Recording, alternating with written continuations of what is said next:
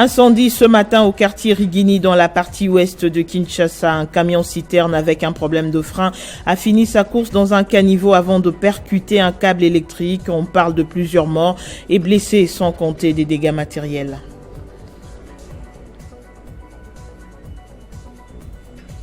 Le groupe armé Codeco au cœur d'une affaire d'enlèvement de 9 personnes depuis ce matin en territoire de Djougou en Ituri. Les autorités qui ont lancé les démarches pour la libération d'otages appellent au calme.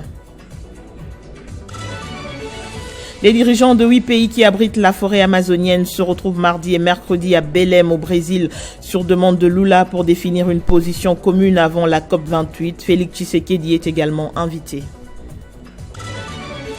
Au Niger, les militaires au pouvoir ont nommé Ali Maman Premier ministre après le renversement de Mohamed Bazoum, toujours séquestré. Le journal sur Télé 50, bienvenue à tous. Un véhicule transportant le carburant a explosé ce mardi matin à l'entrée du quartier Rigini dans la partie ouest de Kinshasa. C'est vers 2h du matin que cet incendie s'est déclenché, brûlant dans son allure les maisons commerciales et habitations longeant aux environs de l'entrée du quartier Rigini dans la commune de Lemba précisément. D'après les témoignages recueillis sur place, l'incendie s'est déclenché vers 3h du matin de ce mardi au quartier Rigini à Lemba. Les véhicules provenaient du Congo central, le conducteur est porté disparu. Le chauffeur avait perdu les contrôles alors qu'ils étaient déjà en panne de frein depuis l'entrée de Kinshasa, ce qui aurait occasionné cet incendie. Le feu a même atteint certaines parcelles. Je suis membre de l'équipage du véhicule. Nous sommes venus de Mwanda avec du mazout pour servir un client ici à Kinshasa. Déjà à l'entrée de la ville, nous avons constaté une panne de frein qui nous a sérieusement compliqué juste au niveau de Matadi Kibala. Malgré cela, nous nous sommes efforcés d'atteindre notre destination. Malheureusement, nous n'avons pas pu et cela conduit à ces drames. Les chauffeurs n'étaient plus là à l'heure de l'accident. Le gérant fait partie de ceux qui sont transférés vers Mamaïmo. À l'heure actuelle, il est difficile de déterminer les bilans car il ne cesse de grimper. Provisoirement, on parle d'au moins 5 personnes mortes et plusieurs blessés. Dans cette situation, les comble que jusqu'au petit matin, le feu continuait de s'allumer malgré l'intervention des équipes des sapeurs-pompiers intervenus pour calmer le feu vers 3 heures, quelques minutes après le déclenchement de l'incendie. Des dégâts matériels sont énormes, plusieurs maisons commerciales et d'habitations consumées. Pour essayer de maîtriser le feu, il a fallu aussi compter sur les habitants du quartier Rigini. Selon les témoins, ces derniers se sont improvisés pour éteindre le feu. Ce matin, l'on a noté la présence du vice-gouverneur de Kinshasa, Gérard Moulumba, arrivé sur les lieux pour évaluer les dégâts. Et un précédent incendie d'origine inconnue s'est déclaré lundi après-midi au complexe commercial Cinquantaine de la ville de Kananga. Plusieurs kiosques et boutiques sont partis en feu, occasionnant des graves dégâts matériels sans aucune intervention des sapeurs-pompiers. Ces faits d'origine inconnue sortis de nulle part a ravagé plusieurs boutiques au quartier commercial du Cinquantenaire en début d'après-midi d'hier lundi. Certaines sources parlent des câbles de raccordement d'électriciens d'un indépendant qui aurait pris feu entraînant cet incendie et d'autres parlent d'un pousseur de marchandises à vélo qui était au téléphone dans la zone à essence ayant embrasé les kiosques. D'autres encore parlent du feu produit par une tige d'allumette. Pas de bilan officiel jusque-là, mais les services s'attellent à une enquête pour dénicher l'origine de ces feux. Plusieurs boutiques et kiosques longeant cet espace ont perdu leurs marchandises. Cette situation a occasionné le pillage systématique des marchandises non consumées par quelques badauds et populations environnantes. Téléphones et accessoires en vente, tissus d'étoffe, assiettes et autres biens de valeur en vente ont été emportés avant l'intervention musculée de la police. À la tête d'une forte délégation de membres du gouvernement et du Conseil de sécurité, le vice-gouverneur du Kasaï central, Martin Makita, a visité les lieux pour constater les décombres. De Kananga, espérant Daniel Kamboulou, Télé 50. Autre actualité, invité par son homologue brésilien Lula da Silva, le président Félix Tshisekedi est arrivé à Belém do Pará pour participer au sommet de l'Amazonie qui ouvre ses portes ce mardi. Ces assises réunissent du 8 au 9 août les 8 pays signataires du pacte de l'Amazonie. Une opportunité pour les chefs d'État de 3 bassins forestiers tropicaux dont le Brésil, l'Indonésie et la RDC de développer un front commun pour la préservation de ces ressources. Lancement du recrutement de 13 000 nouveaux éléments au sein de la police nationale congolaise par le vice-premier ministre en charge de l'Intérieur et Sécurité, Peter Kazadi. L'opération couvre toute l'étendue de la RDC et vise à renforcer la sécurité à l'intérieur du pays. Le vice-premier ministre en charge de l'Intérieur et Sécurité, Peter Kazadi, passe de la parole à l'acte en ce qui concerne le recrutement de 13 000 nouveaux policiers qu'il a annoncé quelques semaines après sa prise des fonctions. Ce recrutement a été lancé au cours d'une réunion qu'il a présidée avec les responsables de la police nationale congolaise. L'objectif est de renforcer la sécurité à travers le pays.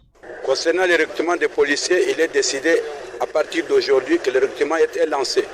Donc le recrutement va démarrer. Nous allons seulement donner le temps en parlant à toutes les provinces, les commissariats provinciaux dispersés à travers le pays pour que ce recrutement commence et continue. Le recrutement se fera à travers tous les territoires nationaux, dans les 26 provinces. Nous allons là créer une commission nationale de recrutement et au niveau des provinces, il y aura des commissions, sous-commissions de recrutement. Plusieurs autres sujets ont été abordés au cours de cette réunion, dont la lutte contre les embouteillages récurrents dans la ville-province de Kinshasa. À ce sujet, des mesures drastiques ont été prises, telles que l'interdiction des circulations des gros camions pendant la journée dans la ville de Kinshasa et le monnayage des contraventions routières. Il est interdit à tout camion remorque d'entrer dans la ville-province de Kinshasa avant 22 heures. C'est-à-dire tous les grands camions qui vont quitter les périphéries vont s'arrêter à l'entrée de la ville de Kinshasa. Le code de la route doit être respecté par tous. En Ituri, le groupe armé Codeco au cœur d'une affaire d'enlèvement de 9 personnes depuis ce matin dans le secteur de Banyalikilo en territoire de Djougou. L'administrateur policier du territoire de Djougou qui confirme la nouvelle rassure que les démarches sont déjà lancées pour obtenir la libération des otages. Il appelle également la population à garder son calme. Merci beaucoup. Je voudrais seulement rassurer la population que nous sommes en train de suivre cette situation. En fait, il y a eu, ce n'est pas un kidnapping, on a essayé d'avoir plus de positions avec les responsables du groupe qui sont en train de suivre cette situation. Et nous vous confirmons que jusqu'à présent, parce qu'au total, 4 femmes, 3 hommes plus un enfant sont bien portants. Et puis, on est en train de suivre comment on peut procéder à leur relâchement. Donc, on va rassurer la population que la situation est bel et bien sous contrôle. On est en train de suivre la situation et bientôt là, on aura une suite favorable quant à cette situation. Donc, je voudrais seulement rappeler à la population de soient calme. L'autorité politico-administrative est en train de suivre les problèmes et dans les heures qui suivent, il y aura une solution. Kinshasa s'impatiente de la publication des résultats des épreuves nationales d'examen d'État édition 2022-2023. D'après le chargé de communication de l'EPST Joël Cadet, il y avait un problème matériel de correction d'une part et de l'autre, la tenue des 9e Jeux de la francophonie. Voilà ce qui justifie le retard de la publication de ces résultats. Au sujet de la rumeur sur l'impayement des inspecteurs, Joël Cadet confirme que la situation est déjà réglée. Il est joint au téléphone par Laetitia Kutupuka. Il faut d'abord souligner qu'il n'y a pas de retard, parce que le retard ne peut être constaté qu'au regard de la rentrée scolaire qui est prévue au 4 septembre prochain et la rentrée académique prévue pour le 15 octobre prochain, qui ne sont pas encore là, parce que ce sont les 2 événements qui peuvent justifier le retard. Toutefois, il faut souligner qu'il y avait un problème matériel de correction et que l'inspection générale venait d'acquérir 12 scanners qui peuvent permettre l'accélération de la correction. Et il y avait sur la ville de Kinshasa, le 9e jeu de la francophonie. Vous connaissez de quelle manière se comportent les lauréats lorsqu'ils jubilent, lorsqu'ils célèbrent leur réussite. Il ne fallait pas quand même offrir ces spectacles désolants aux visiteurs des 40 pays qui étaient sur la ville. Ce qui est vrai que d'ici d'ici 4 matins, nous pourrions publier les résultats.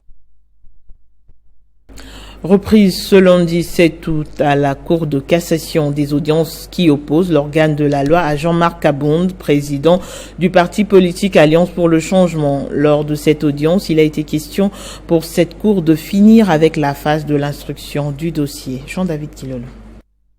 Suite et fin de la phase préjuridictionnelle dans le cadre du procès de Jean-Marc Kabound, président du parti politique Alliance pour les changements à la Cour constitutionnelle.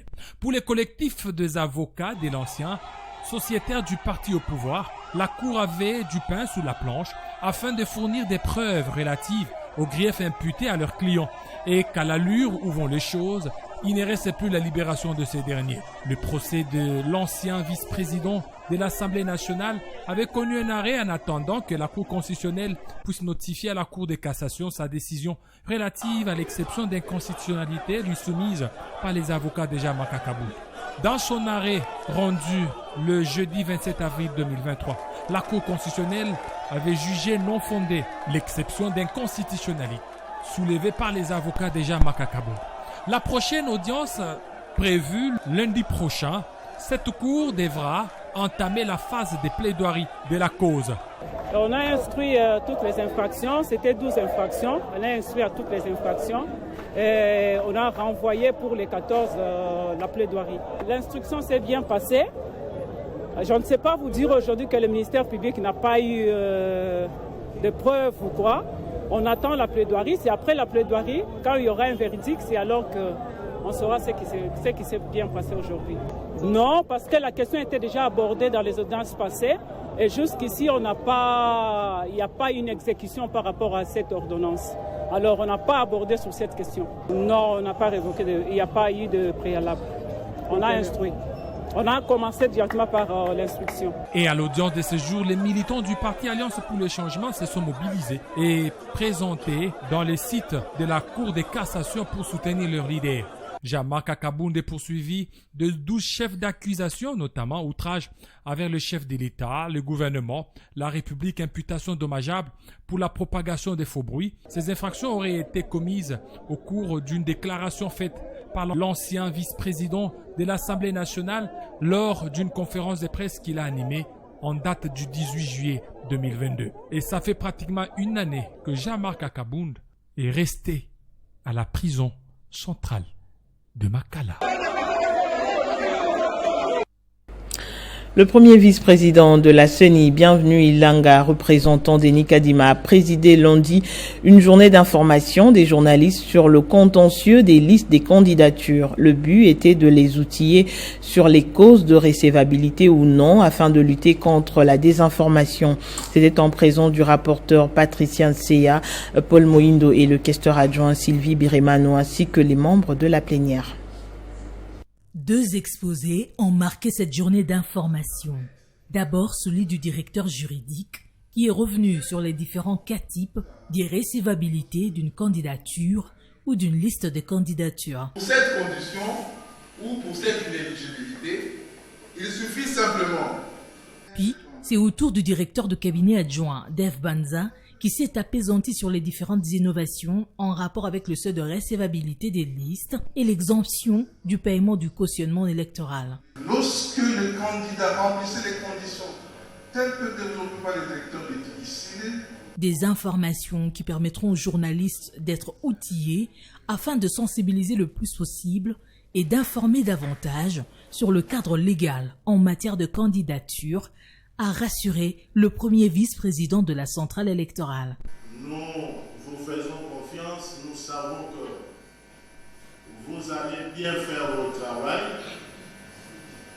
Cela nous éviterait de gonfler inutilement le volume du contentieux électoral et aussi éviter les accusations gratuites à la CENI. Cette activité entre en ligne de compte du plan stratégique de la CENI en son axe 3, à en croire le rapporteur de la centrale électorale qui vise à fournir les journalistes des éléments d'information sur les causes de la non-recevabilité et recevabilité des listes des candidatures à la députation nationale. En accord avec la charte des médias en ligne contre le discours de haine en période électorale, présentée le jeudi dernier en présence de la CENI, cette journée veut engager les journalistes dans la lutte contre la désinformation et le discours de haine qui pourrait résulter de la publication des listes jugées irrécevables. Elle les a par ailleurs appelés à jouer un rôle avant-gardiste afin de relayer le message à la population par leurs médias interposés. Et vous le savez, le couvre-feu déclaré au mois de juin dans la province du Kwango a été remanié par le gouvernement provincial ce dimanche 6 août et mis en vigueur depuis lundi. Il va désormais de 22h à 5h du matin. Le gouvernement provincial justifie cette décision par des raisons sociales. C'est surtout pour permettre aux vendeuses de mieux effectuer leur commerce. Par ailleurs, un chef milicien a été arrêté par la population dans la cité de Popokabaka, non loin du territoire de Kenge. Ce présumé criminel avait en sa possession des galons d'un militaire tué au pont Kwango, des munitions et une arme non conventionnelle. Un mot de social dans ce journal. Jean-Claude Doumbi s'est rendu dans la zone de santé de Binza Météo où il est intervenu pour soulager plusieurs femmes retenues faute de paiement. Une initiative récurrente du responsable de l'UPCN qui vise à soutenir le président de la République dans le domaine de la santé. Les leaders de l'Union de Patriotes pour la Cohésion Nationale a volé au secours des femmes retenues malgré elles à la maternité pour défaut de paiement des factures après leur prise en charge. Jean-Claude Doumbi et son équipe se sont rendus sur place et ont échangé avec les responsables du centre médical d'Iba dans la zone de santé de Binza Météo avant de rencontrer les différents cas personnellement sur leur lit d'hospitalisation. Toutes fatiguées de rester ici malgré elles, ces femmes ont naturellement témoigné leur gratitude à ce bienfaiteur. ezalaki nango ya bana mibale ezalaki ka moko ya kokufa me nzambe asuli na biki moko akei moko atikali me ndenge aye kobimisanga nzambe apambola ye papa asali biso malamu ndenge asalisi biso na ka oyo toza nango nzambe atushe motema na aye kotala biso. L'Union des Patriotes pour la Cohésion Nationale, de son côté, se sent honorée d'accompagner Félix Tshisekedi qui milite pour des soins de santé de qualité pour tous les Congolais. Il promet de suivre de près, même depuis leur maison, l'évolution de ses enfants.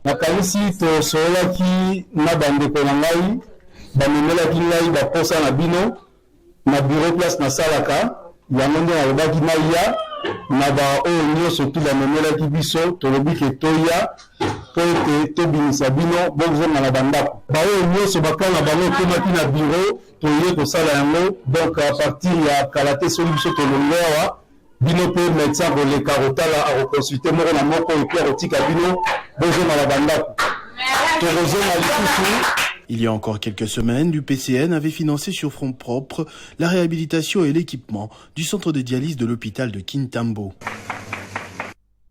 Rencontre entre quelques membres de FIDEC et la population de Bandalungwa, activité présidée par Odette Mutwanzambi, membre de cette formation politique qui continue dans sa vision de sensibilisation en vue de rendre la commune de Bandalungwa propre. C'est dans le cadre de la redynamisation et d'occupation des terrains en faveur du Front des indépendants pour la démocratie chrétienne que cette activité qui est tout un processus a eu lieu. Cette descente vise à sensibiliser pour la énième fois la population des Bandalungwa sur la lutte contre l'insalubrité et anti-valeurs dans cette municipalité. Pour que propre. Amana na chaki tu kote wana Ils sont des centaines à tendre oreille à Odette Mutunzambi, membre du parti politique FIDEC. Le combat quotidien de ces membres du Front des indépendants pour la démocratie chrétienne s'est toujours élevé très haut, le drapeau du parti, conquérir les terrains allant maison à une autre. Nous du parti, nous l'avons accompagné pour se rendre compte de l'évolution sur terrain de tout ce qu'elle fait. Nous avons accompagné au marché de Mollard et maintenant elle avait une petite causerie morale avec les mamans de Bandal. Et en tant que parti, nous accompagnons. Les actions que mène Odette Mutunzambi visent entre autres à sensibiliser la population des Bandalungwa sur l'assainissement de cette commune. Il y a peu, plusieurs équipements d'assainissement ont été remis aux habitants de cette municipalité. Objectif, les pousser à l'action pour une commune saine. Au Niger, dans un communiqué diffusé à la télévision nationale ce lundi, Ali Maman Lamine Zeyn a été nommé Premier ministre par les nouveaux dirigeants au pouvoir depuis le 26 juillet dernier, après le renversement de Mohamed Bazoum qui est toujours séquestré, lui et sa famille. Les conseils pour la sauvegarde de la patrie qui a pris le pouvoir au Niger ne désarment pas malgré les pressions extérieures. Le lundi 7 août, il a annoncé la nomination d'un nouveau premier ministre, Ali Mahaman Lamine Zeyn. Une personnalité non méconnue du paysage politique nigérien, mais nommée certainement en raison de ses capacités techniques. En 2001, il a été le directeur des cabinets de l'ancien président Mamadou Tandja, puis ministre des Finances en 2002. Il avait pour mission de redresser une situation économique et financière chaotique. Cette fonction de ministre des Finances, il l'a occupée jusqu'au renversement de Mamadou Tandja lors d'un coup d'État en 2010 par le commandant Salou Djibo, qui par la suite avait organisé l'élection présidentielle ayant conduit Mahamadou Issoufou au pouvoir, puis Mohamed Bazoum. Mais l'Union africaine, la CEDEAO et l'Organisation des Nations Unies entendent dépêcher à Niamey une nouvelle délégation pour des discussions dans le but de rétablir l'ordre constitutionnel. Et un nouveau sommet extraordinaire de la CEDEAO doit se tenir ce jeudi 10 août après l'expiration de l'ultimatum de l'organisation sous-régionale. Les chefs d'État ouest-africains réfléchiront à nouveau sur une éventuelle intervention militaire au Niger en vue de rétablir au pouvoir le président Mohamed Bazoum. À quelques heures de l'expiration de l'ultimatum de la CEDEAO, les militaires au pouvoir au Niger avaient fermé toutes les frontières du pays, interdisant ainsi tout vol et atterrissage. Les Mali et les Burkina Faso de leur côté ont déjà dépêché des militaires pour montrer leur solidarité au nouveau chef d'État nigérien au pouvoir depuis le 26 juillet dernier. Et justement, les putschistes ont refusé de recevoir la médiation tripartite composée de la CEDEAO, de l'Union africaine et de l'ONU. La mission devrait rencontrer ce mardi 8 août la CNSP, le Conseil national pour la sauvegarde de la patrie, qui dirige actuellement le Niger. En République centrafricaine, un projet d'une nouvelle constitution a été approuvé par référendum à une écrasante majorité, ouvrant ainsi la voie à un nouveau mandat du président Faustin Archange Touadéra, que l'opposition accuse de vouloir rester président à vie. Une semaine après les scrutins référendaires de 30 juillet, l'autorité nationale des élections a proclamé provisoirement lundi 7 août la victoire du oui à 95%. Ce vote, dont l'issue faisait un peu de doute, avait été boycotté par les principaux partis de l'opposition, organisations de société civile et groupes armés rebelles. 22 morts et plusieurs véhicules avec marchandises incendiés, c'est le bilan d'une attaque terroriste au Burkina Faso. Le service de sécurité burkinabé déclare que cette attaque terroriste visait les commerçants sur l'axe Sikansé-Bitou dans la soirée du dimanche 6 août. Détail dans ce reportage.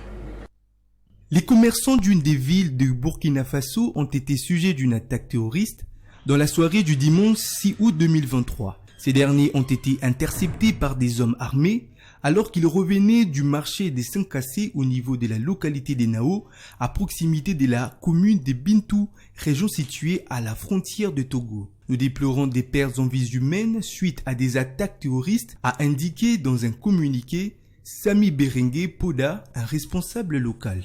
À lui d'ajouter que les corps ont été vite acheminés à la morgue du centre régional des Tonkodogo, tout en invitant les jeunes à se mobiliser pour donner des sépulcres dignes aux victimes de ce qu'ils qualifient d'actes barbares. Durant cette attaque, on note également plusieurs blessés. Ils ont été transportés à Bintou et à Senkassé pour des soins appropriés. Notons qu'une dizaine de véhicules, des bus et des camions transportant des marchandises ont été calcinés avec les marchandises qui étaient à bord de ces engins, confirme une source sécuritaire locale. Ces hommes armés ont également emporté 2 barils contenant de l'essence. On en vient au rappel des principaux titres. Incendie ce mardi au quartier Rigini dans la partie ouest de Kinshasa. Un camion-citerne avec un problème de frein a fini sa course dans un caniveau avant de percuter un câble électrique. On parle de plusieurs morts et blessés, sans compter des dégâts matériels. Le groupe armé Codeco au cœur d'une affaire d'enlèvement de 9 personnes depuis ce matin en territoire de Djougou en Ituri. Les autorités qui ont lancé les démarches pour la libération d'otages appellent au calme. Les dirigeants de 8 pays africains, de 8 pays qui abritent la forêt amazonienne se retrouvent mardi et mercredi à Belém au Brésil sur demande de Lula pour définir une position commune avant la COP28. Félix Tshisekedi est également invité. Au Niger, les militaires au pouvoir ont nommé Ali Maman Premier ministre après le renversement de Mohamed Bazoum, toujours séquestré. Tout de suite, la revue de presse. Restez avec nous.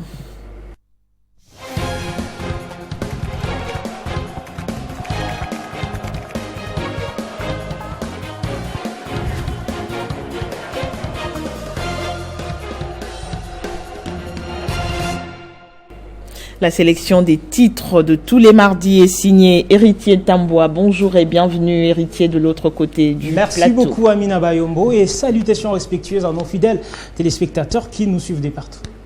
Réputation nationale. Députation nationale. La CENI sensibilise sur le contentieux de candidature. Exactement, Amina, on parle élection en RDC dans cette revue de presse. Commençons bien sûr avec cette révélation de Radio France Internationale. Seuls 5 partis et une trentaine de regroupements pourront participer. En attendant la publication de liste définitive, la CENI, rapporte Radio France Internationale, Amina, écarte provisoirement plusieurs partis et regroupements politiques qui n'ont pas atteint le seuil de recevabilité des 60%, c'est-à-dire avoir au moins 300 candidats sur l'ensemble du territoire national. D'un média à un autre, Amina, pour lutter contre la désinformation bien sûr et les discours de haine, la CENI outille les journalistes selon le média 7/7.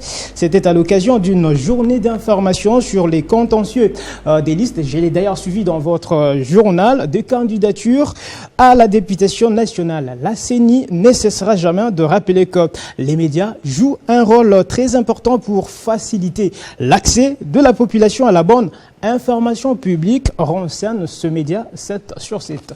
Tunisie, manifestation des boulangers pour réclamer la subvention de l'État. Exactement, Amina, puis j'en termine par là. TV5 Monde rapporte qu'environ 200 boulangers, pâtisseurs tunisiens ont participé hier lundi à un premier sit-in d'une série de mobilisations pour dénoncer une décision de l'État privant ses artisans des farines subventionnées et menaçant l'existence même de 1500 commerces. Nos confrères rappellent qu'après des déclarations du président tunisien Kais Saied dénonçant récemment une spéculation sur la farine subventionnée, le ministère du Commerce de ce pays avait interdit 1500 boulangeries dites modernes, je précise, employant 18 000 salariés dans l'Ancheté. TV5 Monde rappelle également, Amina, que peu après la révolution de 2011 en Tunisie, ces boulangeries, des magasins de commerce libre avaient été autorisés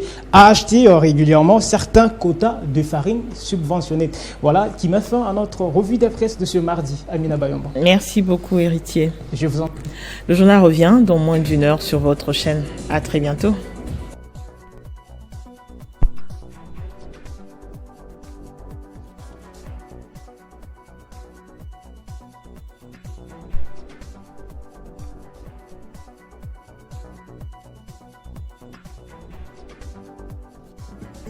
Retrouvez toute l'actualité en continu sur www.tele50.cd.